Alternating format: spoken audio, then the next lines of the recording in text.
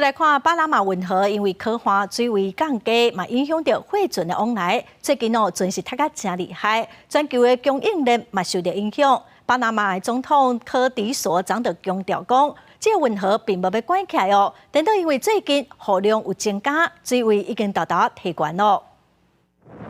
哥伦比亚总统佩佐伫推特改名的社群媒体 X 大文表示，巴拿马运河因为靠岸关起来，而且还有影片打出船只停航，尾下巴拿马总统科迪索23紧出来背回。No le dio la información, no le corroboró esa información, que obviamente es falsa.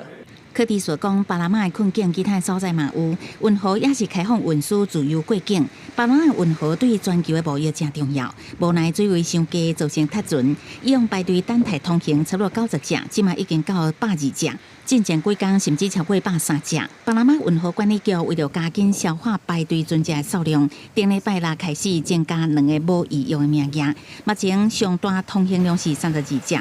不过也是比正常时间36只较少，已经有要求船一定要减少食水的深度，这嘛代表载货量必须减少，巴拿马的通行费收入当然嘛减少啊。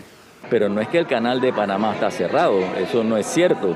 Que con esta lluvia que hemos estado teniendo, los niveles de los lagos han estado subiendo poco a poco. 另外，这个月到目前为止，一般等待通行的时间是10天11天，顶个月是6天至7天。不过，货柜轮等待时间要17天，液化石油气的货船要等将近13天。管理局表示，因为气候变迁冲击，今年恐怕是历史上上严重的。巴拿马运河80公里长，占世界海运贸易量的6%。